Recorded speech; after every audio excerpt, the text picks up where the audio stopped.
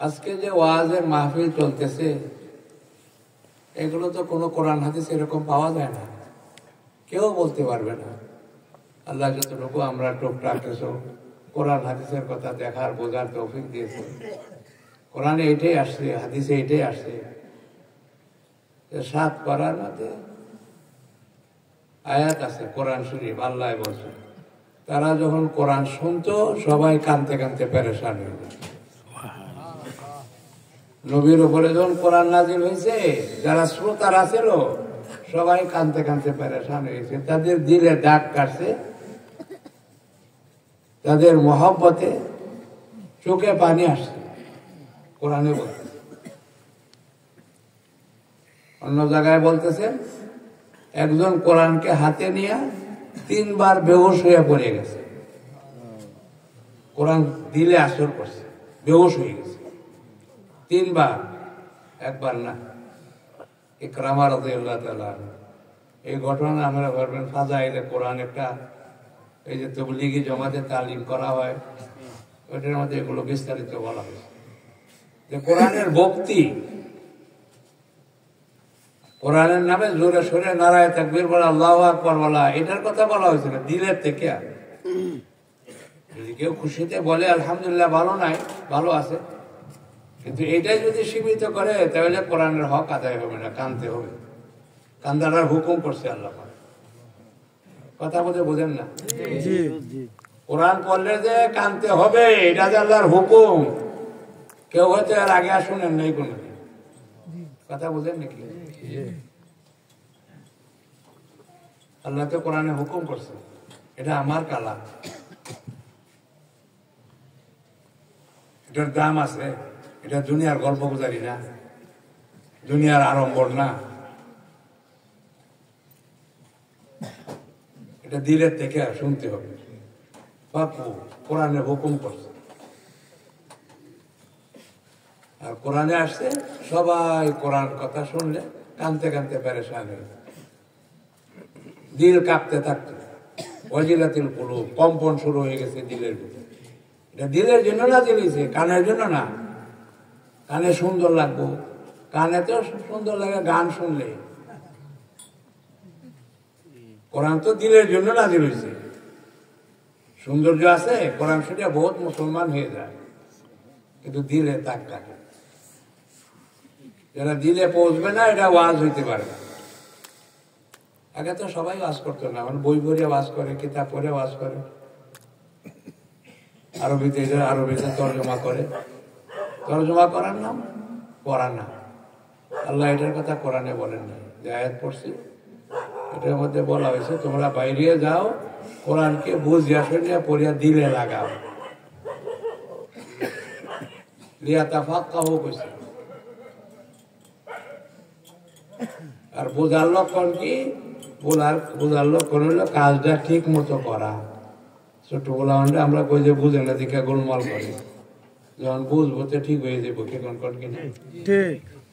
এটা তো বুঝের লক্ষণ, যে কাজটা ঠিক মতো করলে হ্যাঁ বুঝছে, ডাক্তারের কথাটা ঠিক মতো শুনছে, কাজে ওষুধগুলো ঠিক মতো খাইছে।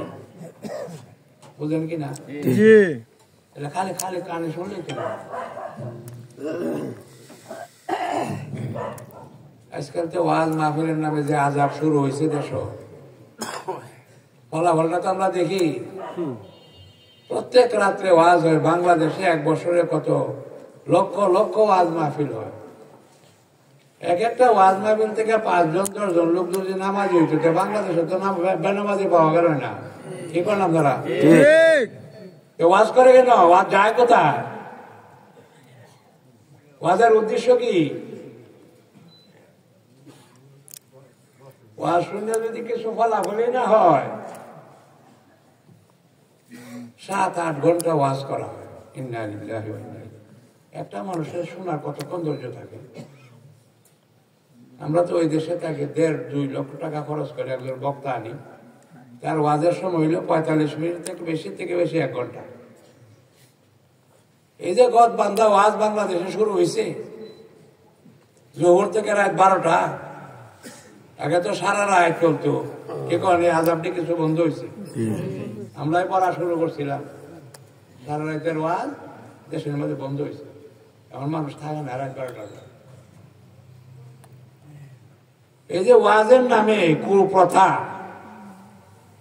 কি দরকার 7-8 ঘন্টা ওয়াজ করার জন্য? একটা মানুষ শোনার ধৈর্য কতক্ষণ থাকে? আল্লাহ রাসূল ওয়াজ করছেন 3 থেকে 5 মিনিট, এটাও হাদিসে আছে। এই 3টা কথা বলছে, সৎ কাজের আদেশ করো, অদর্শ কাজের নিষেধ করো। যদি এটা না করো তাহলে তোমরা দোয়া করলে দোয়া কবুল হবে না, আল্লাহ সাহায্য পাইলে আল্লাহ সাহায্য চাইবে না, শত্রুর মোকাবেলা তোমাদের কৃতিকান হবে না। বাস এটাই শেষ, এখানেই বাস। যেটা বাংলা কইলো এটুকু বাস, একদিন ওয়াজ এটাই শেষ। আবু বকর রাদিয়াল্লাহু বলেন যে আমি যে কথা একদিন শুনছি এটা দ্বিতীয়বার আর শুনতে পাই না। সুবহানাল্লাহ। আল্লাহর কথা, নবীর কথা। কারণ আমরা তো সারা বছরই একটাই শুনি যে নামাজের কাতা ঠিক করেন, কিন্তু আজ পর্যন্ত নামাজের কাতা ঠিক হয় না। ঠিক। এরা মানুষ না অন্য কিছু, হুশ বেহুশ। প্রত্যেক দিন তারে কইতে হয় নামাজের কাতা ঠিক করে। মসজিদে আসে কেন? মসজিদ তো আল্লাহর ঘর, আল্লাহর সামনে দাঁড়াইতে কি নিয়ম কানুন শিখে আসতেই পারে। কথা খারাপ লাগে, মনে কোনো কষ্ট নেই। আমরা তো বেহুশ, এটা লাখগুলো ঘুরতেছে, হুশ তো নাই একটারও, মানুষ তো না, একজনও মানুষ নাই। মানুষটা ওরে কয় যে ভালো মন্দ বুঝে, পরিবেশ বুঝে অন্যের উপকার করার চেষ্টা করে, পরিবেশকে ভালো রকম গড়িয়া তুলে তার এখন মানুষ। হযরত আলী রাদিয়াল্লাহু জিজ্ঞাসা করছে মানুষ আর পশুর মধ্যে বেশ কম কি? উনি সহজে বলছেন পশু হলেও নিজেরটাই বুঝে। হ্যাঁ এটা যাইতেছে, হ্যাঁ যে ফারায় কোনটা সেট খাইতেছে এটা কোনো তার মন নাই, ডাক্তার আমারে দেউরি ভাঙ্গালছে। গরু বুঝে নাকি আশেপাশে কে আছে? হ্যাঁ গরুর স্বভাব, তো পশুর স্বভাব। হ্যাঁ নিজে ডালেই যাইতেছে, আগে আগে বেঁচে ডাইনি আমি কিচ্ছু জানি না। এত মানুষ না, আমরা তো যারা আছে আমাদের মানুষ পাওয়া যেত না যে একজন, খুব কম। স্বভাবেও তৈব মানুষ, যে নিজের কাম করে খালি নিজের লাভ দেয়, এত মানুষ না, এত পশু চেতে নিকৃষ্ট। এখন তো দুনিয়া দিনই চলছে, কি কন কথা বুঝেন? এটা তো হাদিসের কথা, যে এক সময় আসবো সব মানুষ পেটের দান্দা লিয়ে করবো, এটাই তো এখন চলতেছে সময়।